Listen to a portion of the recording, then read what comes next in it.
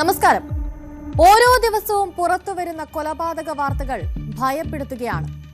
ആരെ വിശ്വസിക്കണം, ആരെ അവിശ്വസിക്കണം എന്ന് പോലും മനസ്സിലാക്കാനാകാത്ത തരത്തിൽ മനുഷ്യൻ മാറിക്കഴിഞ്ഞിരിക്കുന്നു. മിനിറ്റുകൾക്ക് മുൻപ് വരെ സ്നേഹത്തോടെ സംസാരിച്ചിരുന്നവരാണ് കൊലപാതകികളായി മാറുന്നത്. ഇന്ന് 20th അവർ നിങ്ങളിലേക്ക് എത്തിക്കുന്ന ചില വാർത്തകളും അത്തരത്തിലുള്ളതാണ്. സ്വാഗതം നിഗൂഢതകളുടെ 20ാം മണിക്കൂറിലേക്ക്.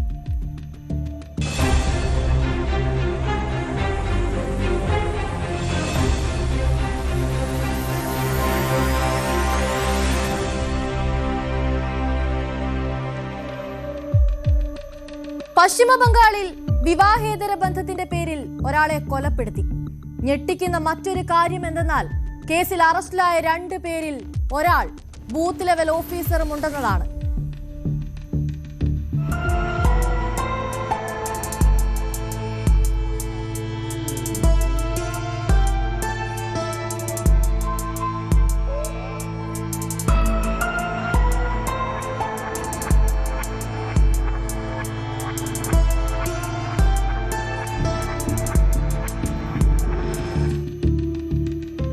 പശ്ചിമ ബംഗാളിലെ നോർത്ത് 24 പർഗാനാസ് ജില്ലയിലാണ് വിവാഹേതര ബന്ധത്തിന്റെ പേരിൽ ഒരു 30 വയസ്സുകാരനെ അതിക്രൂരമായി കൊലപ്പെടുത്തിയ സംഭവമുണ്ടായത്.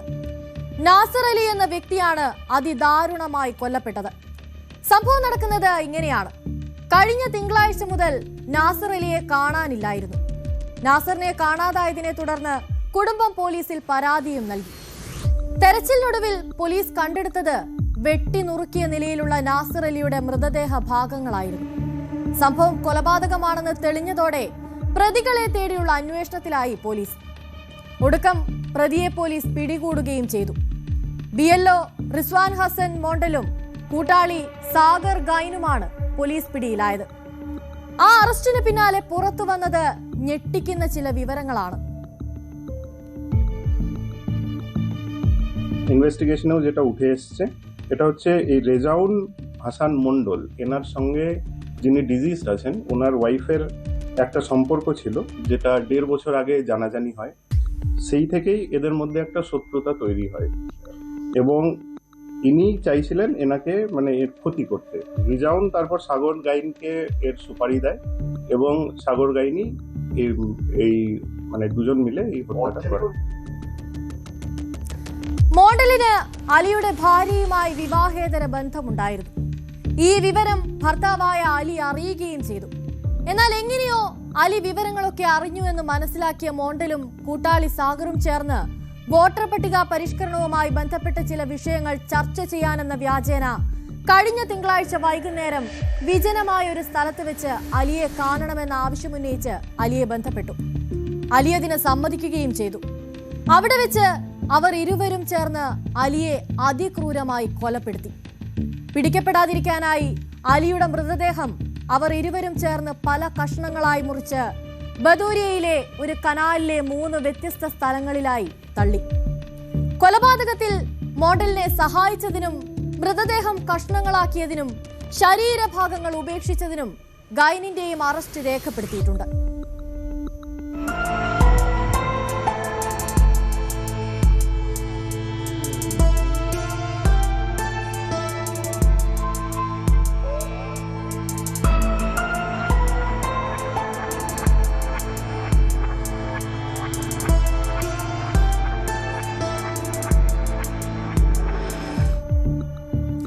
ഇൻഡോറിലെ റാലാമണ്ഡൽ വനമേഖലയ്ക്ക് സമീപം കഴിഞ്ഞ ദിവസം പോലീസ് ഒരു മൃതദേഹം കണ്ടെടുത്തു.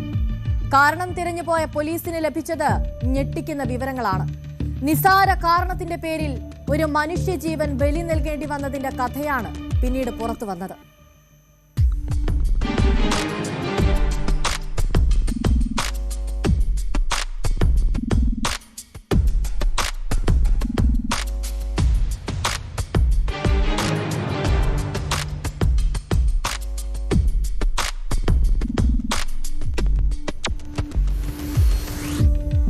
ഇൻഡോറിലെ നേതാജി നഗറിലെ റാലാമണ്ഡൽ വനമേഖലയ്ക്ക് സമീപമുള്ള ഒരു കലുങ്കിനടിയിൽ ഒരു 25-കാരന്റെ നഗ്നമായ മൃതദേഹം പോലീസ് കണ്ടെത്തുന്നത് ഫെബ്രുവരി 12-നായിരുന്നു. അധികം മനുഷ്യവാസം ഒന്നുമില്ലാത്തയിടത്ത് കണ്ടെടുത്ത ഒരു മൃതശരീരം. ഒറ്റ നോട്ടത്തിൽ തന്നെ പോലീസിന് അതൊരു കൊലപാതകമാണെന്ന് വ്യക്തമായിരുന്നു. ആരു കൊന്നു, എന്തിനു വേണ്ടി കൊന്നു എന്നതായിരുന്നു പോലീസിന് മുന്നിൽ പിന്നീടുണ്ടായിരുന്ന ചോദ്യങ്ങൾ. പോലീസ് അന്വേഷണം ആരംഭിച്ചു. അന്വേഷണത്തിനിടയിൽ പോലീസ് ഏകദേശം 50-ലധികം CCTV ദൃശ്യങ്ങൾ പരിശോധിക്കുകയും 100ഓളം പേരെ ചോദ്യം ചെയ്യുകയും ചെയ്തു. ആ അന്വേഷണത്തിലൂടെ മരിച്ചയാൾ ഗുണ സ്വദേശിയായ റൺസിംഗ് ബരേലയാണെന്ന് പോലീസിന് കണ്ടെത്താൻ സാധിച്ചു. ഏകദേശം 15 ദിവസം മുൻപായിരുന്നു റൺസിംഗ് തന്റെ ഗ്രാമമായ ഗുണയിൽ നിന്ന് നഗരത്തിലേക്ക് ജോലിക്കായി എത്തുന്നത്. നഗരത്തിലെ ഒരു സിമന്റ് ഇഷ്ടിക നിർമ്മാണ യൂണിറ്റിലായിരുന്നു റൺസിംഗിന് ജോലി. നഗരത്തെപ്പറ്റി അധികം അറിയാതിരുന്ന, പരിചയമില്ലാതിരുന്ന റൺസിംഗ് നഗരത്തിലെത്തിയ ശേഷം പരിചയപ്പെട്ട ഒരു 6-അംഗ സംഘമുണ്ടായിരുന്നു. ഒരു ദിവസം ജോലിയൊക്കെ കഴിഞ്ഞ് റൺസിംഗ് അവർക്കൊപ്പം മദ്യപിക്കാൻ പോയി. മദ്യം തലയ്ക്ക് പിടിച്ചാൽ ഇന്നത്തെ കാലത്ത് മനുഷ്യൻ എന്തൊക്കെ ചെയ്യുമെന്നത് നമുക്ക് ഊഹിക്കാവുന്നതല്ലേ ഉള്ളൂ. ഇവിടെയും അത് തന്നെ സംഭവിച്ചു. മദ്യപാനത്തിനിടയിൽ എന്തൊക്കെയോ നിസ്സാര കാര്യങ്ങൾ പറഞ്ഞ് റൺസിംഗും ഈ 6-അംഗ സംഘവും തമ്മിൽ തർക്കമായി. തർക്കം മൂർച്ഛിച്ചപ്പോൾ ഈ 6-അംഗ സംഘം എന്ത് ചെയ്തെന്നോ, റൺസിംഗിനെ അടുത്ത് കിടന്ന മരക്കമ്പ് കൊണ്ട് ക്രൂരമായി അടിച്ചു കൊന്നു. പിന്നീട് അവന്റെ മൃതദേഹം റാലാമണ്ഡൽ വന്യജീവി സങ്കേതത്തിന് സമീപമുള്ള ഒരു കലുങ്കിനടിയിൽ ഉപേക്ഷിച്ചു. അന്വേഷണത്തിനിടെ പുലർച്ചെ 2 മണിയോടെ ഒരു ഓട്ടോറിക്ഷയും സ്കൂട്ടറും കുറ്റകൃത്യം നടന്ന സ്ഥലത്തേക്ക് പോകുന്നതിന്റെ CCTV ദൃശ്യങ്ങൾ കൂടി കണ്ടെത്താൻ സാധിച്ചതോടെ പോലീസിന് പ്രതികളിലേക്ക് എത്താൻ പിന്നീട് അധികം ബുദ്ധിമുട്ടേണ്ടി വന്നില്ല. സാങ്കേതിക വിവരങ്ങളുടെയും ഫീൽഡ് തെളിവുകളുടെയും ഒക്കെ അടിസ്ഥാനത്തിൽ പോലീസ് ഈ 6-അംഗ സംഘത്തെ പിടികൂടി ചോദ്യം ചെയ്യുന്നതിനായി കസ്റ്റഡിയിലെടുത്തു. സംഭവത്തെപ്പറ്റി അന്വേഷണ ഉദ്യോഗസ്ഥൻ നൽകുന്ന വിശദീകരണം ഇങ്ങനെയാണ്. ये बेसिकली 11 तारीख की रात की घटना है। इसमें एक अज्ञात शव मिला था हमें रालामंडल जो है नेशनल वाइल्ड लाइफ सेंचुरी के पास में, और वहाँ पे एक अज्ञात लाश मिली थी, जिसमें सुबह जब सूचना दी गई फॉरेस्ट डिपार्टमेंट के द्वारा, तो वहाँ पे जब मौके की तस्दीक की गई तो बॉडी आइडेंटिफाई नहीं हो रही थी क्योंकि वो आसपास के निवासी नहीं थे। उसके बाद जब तस्दीक की गई और मुखबिर तंत्र को एक्टिवेट किया गया और काफ़ी पूछताछ के बाद और जो जितने भी गुम इंसान पंजीबद्ध थे यहाँ पे पिछले कुछ दिनों के, जब उसको सर्च किया गया तो एक आइडेंटिटी आई हमारे पास। रेन सिंह जो हैं, इनकी उम्र 25 साल की थी और इनका हुलिया डेड बॉडी से मिल रहा था। तो जब इनके बारे में और पूछा गया तो ऐसा पता चला कि ये खुड़ैल थाना क्षेत्र में एक ब्रिक फैक्ट्री है तिल्लौर में, वहाँ पे ये काम कर रहे थे। तो उसके बाद जब फैक्ट्री गए और फैक्ट्री के CCTV फुटेज देखे गए तो ये 8:30 बजे करीब फैक्ट्री से निकले थे अपनी शिफ्ट के बाद में, और उसके बाद ये बाहर गए और किसी ढाबे पे पहुँचे, वहाँ पे एक पेट्रोल पंप के पास में खुड़ैल थाना क्षेत्र में। ढाबे के पास जब वहाँ के फुटेजेस वगैरह देखे गए और पूछताछ की गई तो ऐसा पता चला कि ये कुछ देर तक वहाँ थे, उसके बाद वहाँ से चले गए। സംഭവത്തിൽ പോലീസ് നൽകുന്ന വിശദീകരണം ഇങ്ങനെയാണ്. ഒരു ചെറിയ തർക്കം അത് മർദ്ദനത്തിലേക്കും പിന്നീട് റൺസിംഗിന്റെ കൊലപാതകത്തിലേക്ക് നയിച്ചുവെന്നും പ്രതികൾ പിന്നീട് സമ്മതിക്കുകയും ചെയ്തു. തെളിവ് നശിപ്പിക്കുന്നതിന്റെ ഭാഗമായായിരുന്നു അവർ റൺസിംഗിന്റെ മൃതദേഹം ഓട്ടോറിക്ഷയിൽ കയറ്റി കലുങ്കിനടിയിലേക്ക് കൊണ്ടുപോയത്. ആക്രമണത്തിന് ഉപയോഗിച്ചതായി പറയപ്പെടുന്ന വടികൾ, ഓട്ടോറിക്ഷ, സ്കൂട്ടർ, കുറ്റകൃത്യവുമായി ബന്ധപ്പെട്ട മറ്റൊരു വാഹനം എന്നിവയും പോലീസ് കണ്ടെടുത്തിട്ടുണ്ട്.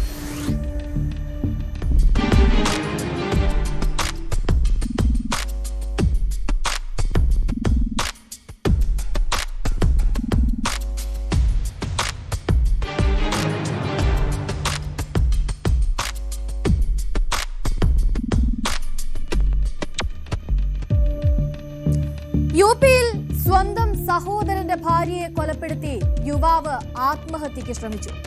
കാരണമാകട്ടെ കൊല ചെയ്യപ്പെട്ട യുവതിയുടെ സഹോദരിയോടുള്ള പ്രണയവും അത് നിരസിച്ചതിലുള്ള വൈരാഗ്യവും.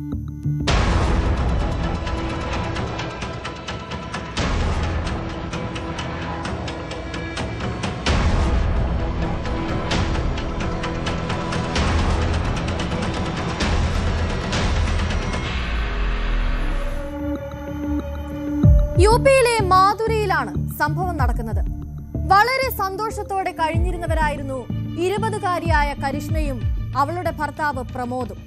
എന്നാൽ ആ കുടുംബത്തിന്റെ സന്തോഷം ആകെ കെട്ടുപോകാൻ അധികം സമയമൊന്നും വേണ്ടി വന്നില്ല. കരിഷ്മയുടെ ഭർത്താവായ പ്രമോദിന് 23 വയസ്സുള്ള ഒരു സഹോദരനുണ്ടായിരുന്നു. ദീപക് എന്നായിരുന്നു അവന്റെ പേര്. ദീപകിന് ഈ കരിഷ്മയുടെ സഹോദരിയോട് പ്രണയമായിരുന്നു. ആ ഇഷ്ടം അവൻ അവളോട് തുറന്നു പറയുകയും ചെയ്തു. എന്നാൽ കരിഷ്മയുടെ സഹോദരിക്ക് ആ ബന്ധത്തോട് ഒട്ടും തന്നെ താല്പര്യമുണ്ടായിരുന്നില്ല. ദീപക് വിവാഹാഭ്യർത്ഥന നടത്തിയപ്പോൾ തന്നെ അവളത് നിരസിക്കുകയും ചെയ്തു. അതോടെയാണ് ആ കുടുംബത്തിന്റെ സമാധാനമാകെ തകർന്നു തുടങ്ങിയത്. ആ പെൺകുട്ടി തന്റെ വിവാഹാഭ്യർത്ഥന നിരസിച്ചതിന് കാരണം കരിഷ്മയാണെന്നായിരുന്നു ദീപക് വിശ്വസിച്ചിരുന്നത്. ആ സംശയം വളർന്ന് ഒടുക്കമത് ദീപകിന്റെ മനസ്സിൽ കരിഷ്മയോടുള്ള അടങ്ങാത്ത പകയായി മാറി. ഒരു ദിവസം തക്കം കിട്ടിയപ്പോൾ ദീപക് കരിഷ്മയുടെ കഴുത്ത് മൂർച്ചയുള്ള ഒരു ആയുധം ഉപയോഗിച്ച് മുറിച്ചു. രക്ഷപ്പെടാൻ കരിഷ്മ ഏറെ ശ്രമിച്ചെങ്കിലും അതൊന്നും ഫലം കണ്ടില്ല. കരിഷ്മയുടെ കഴുത്തറുത്തതിന് പിന്നാലെ ദീപക്കും ആത്മഹത്യക്ക് ശ്രമിച്ചു. പാതി ജീവനുമായി കരിഷ്മ വീണ്ടും ഏറെ നേരം മരണവുമായി മല്ലിട്ടു. കുടുംബാംഗങ്ങൾ അവരെ ഇരുവരെയും അടുത്തുള്ള കമ്മ്യൂണിറ്റി ഹെൽത്ത് സെന്ററിലേക്ക് കൊണ്ടുപോയെങ്കിലും അവിടെ വെച്ച് കരിഷ്മ മരിക്കുകയായിരുന്നു. ദീപകാകട്ടെ ഗുരുതരാവസ്ഥയിൽ ചികിത്സയിലാണെന്നാണ് പോലീസ് നൽകുന്ന വിവരം. ये थाना नौझील के कटेलिया गांव में आज हॉस्पिटल के माध्यम से सूचना प्राप्त हुई कि एक महिला और एक पुरुष आए हैं जिनके गले पे चोट के निशान हैं और महिला की मृत्यु हो गई है। इस सूचना के आधार पर थाने द्वारा मौके पर जाकर जांच की गई तो ये पाया गया कि ये भाभी देवर हैं आपस में। और जब सुबह ये घटना हुई तो उसके बाद परिवार द्वारा सीधे उन्हें इलाज के लिए ले जाया गया और पुलिस को कोई सूचना नहीं दी गई। और जानकारी करने पर ये बात ज्ञात हुई कि ये जो महिला है ये आगरा के रहने वाली है और लगभग 3-4 महीने पहले इनकी शादी हुई थी। और जब घर में जांच की गई, तलाशी ली गई तो घर में ही जो चूल्हा है उसकी राख में से एक ब्लेड मिला है और घर को पूरा साफ कर दिया गया था। साथ ही साथ जो बेड था, जो गद्दे थे उनको भी धोकर ऊपर छत पर डाल दिया गया था सूखने के लिए। और अन्य कुछ कमरे के सामान थे जिसको कि बोरे में डालकर घेर में छुपा दिया गया था। എന്നാൽ അതിശയിപ്പിക്കുന്ന മറ്റൊരു കാര്യം എന്തെന്നാൽ കാര്യങ്ങളൊക്കെ അറിഞ്ഞ കുടുംബം കരിഷ്മയുടേത് കൊലപാതകമാണെന്നത് മറച്ചുവെക്കാൻ ശ്രമിച്ചു എന്നതാണ്. പോലീസ് തെളിവെടുപ്പിനായി വീട്ടിലെത്തിയപ്പോഴേക്കും കൊലപാതകം നടത്താൻ ദീപക് ഉപയോഗിച്ചു എന്ന് പറയപ്പെടുന്ന ആയുധവും രക്തം പുരണ്ട കിടക്കയും അടക്കം അവിടെ കഴുകി ഉണങ്ങാൻ വെച്ച കാഴ്ചയാണ് പോലീസിന് കാണാനായത്. ഇപ്പോൾ കരിഷ്മയുടെ കുടുംബത്തിന്റെ പരാതിയിൽ കൊലപാതകം, തെളിവ് നശിപ്പിക്കൽ എന്നീ കുറ്റങ്ങൾ ചുമത്തി പോലീസ് FIR രജിസ്റ്റർ ചെയ്തിട്ടുണ്ട്. സംഭവത്തിൽ കൂടുതൽ അന്വേഷണം നടന്നു വരികയാണിപ്പോൾ.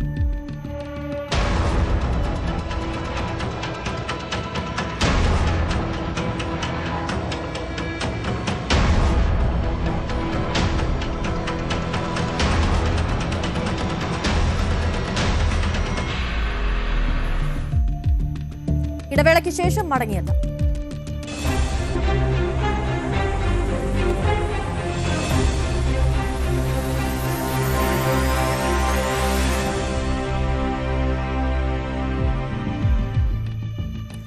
ഗാസിപൂരിൽ ഒരു യുവാവിന്റെ ജീവൻ അപഹരിച്ചത് ഒപ്പം നടന്നിരുന്ന സുഹൃത്തുക്കൾ തന്നെയാണ്.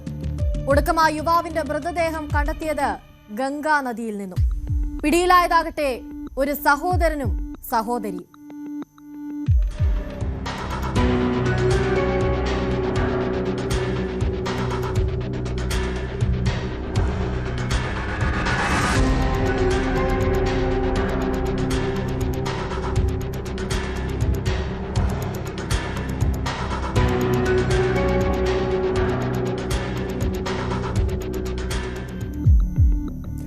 ഗാസിപൂരിലാണ് സംഭവം നടക്കുന്നത്.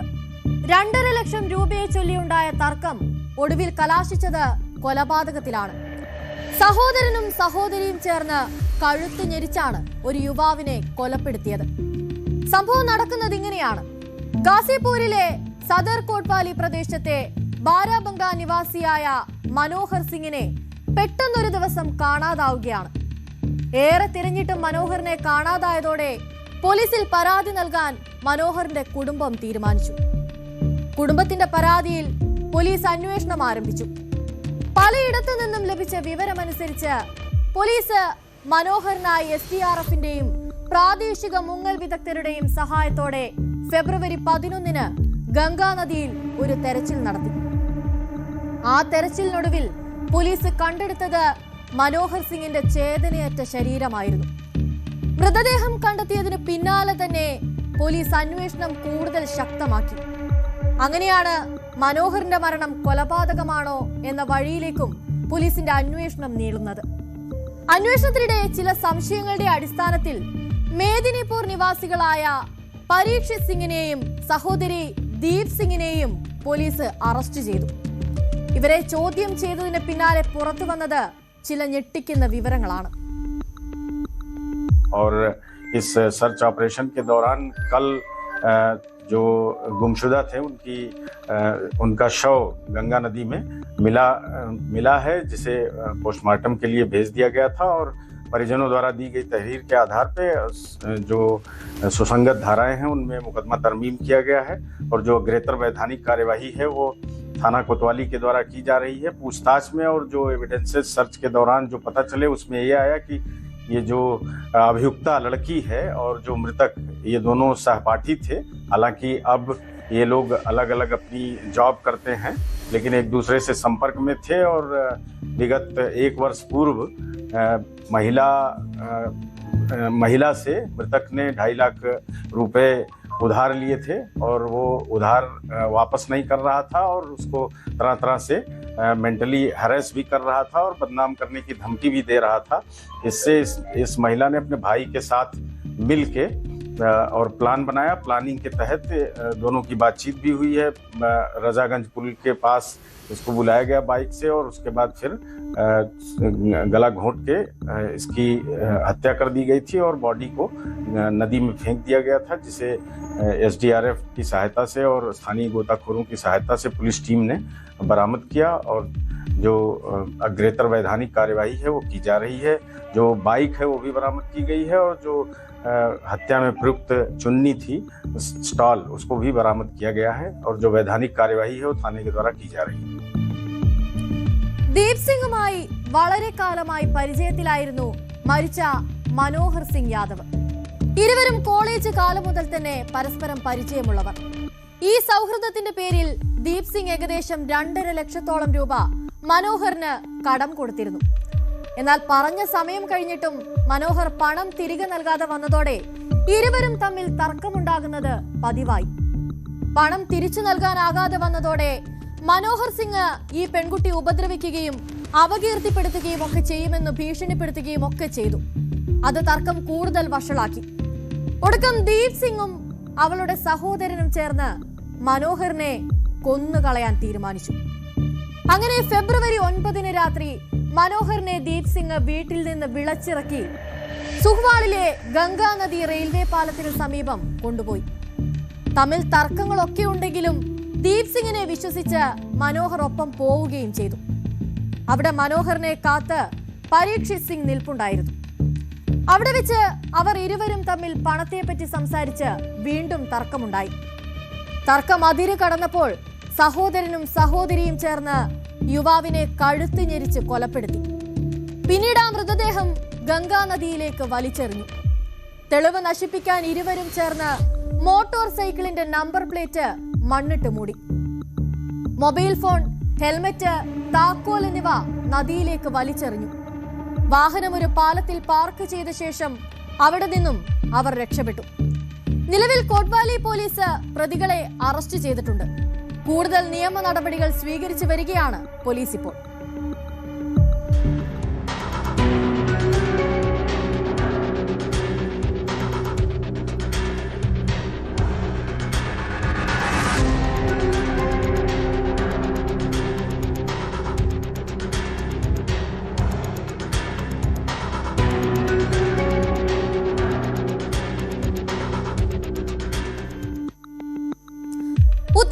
ബംഗ്ലാദേശിൽ ഹാർദോയിൽ നിന്നാണ് മറ്റൊരു ഞെട്ടിക്കുന്ന വാർത്ത പുറത്തുവരുന്നത്. അവിഹിത ബന്ധം പുറത്തുവിടുമെന്ന് ഭീഷണിപ്പെടുത്തിയതിനെ തുടർന്ന് 45-കാരിയായ യുവതിയെ മധ്യവയസ്കൻ കൊലപ്പെടുത്തിയതാണ് അതിക്രൂരമായാണ്.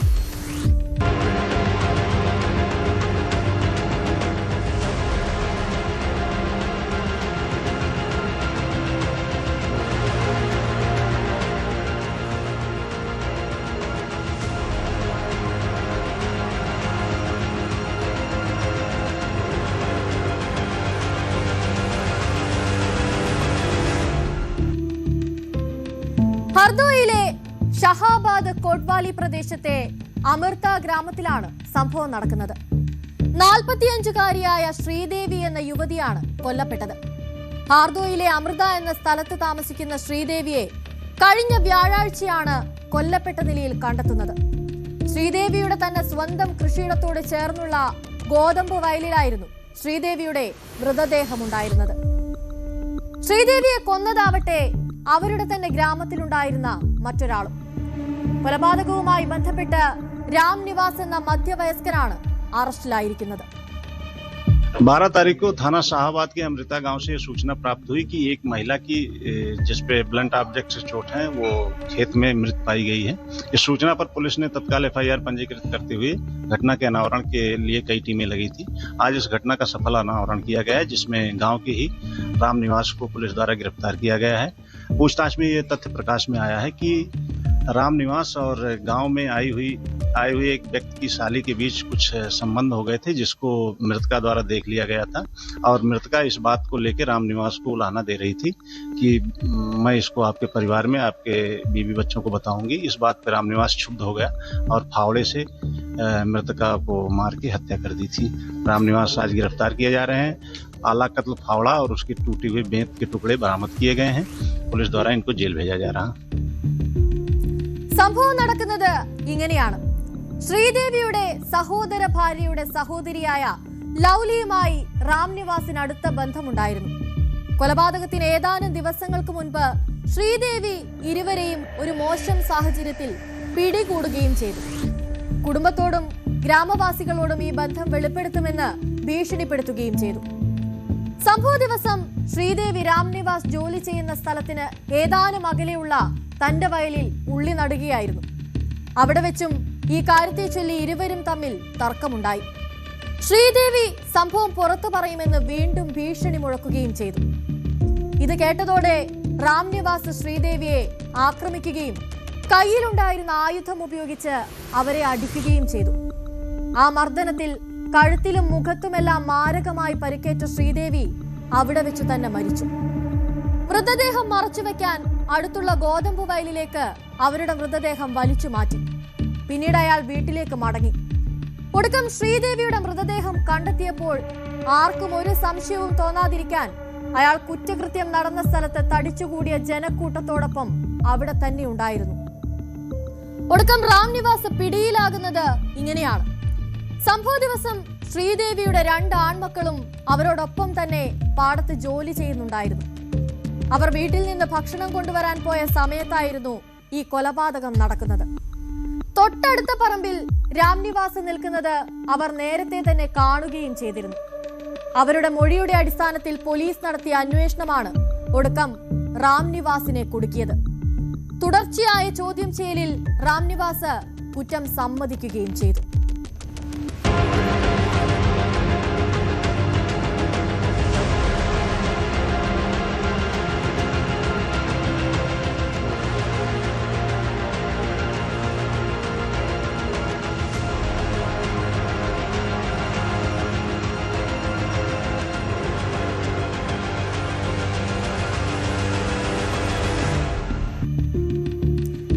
പൂർണ്ണമാകുന്നു. നമസ്കാരം.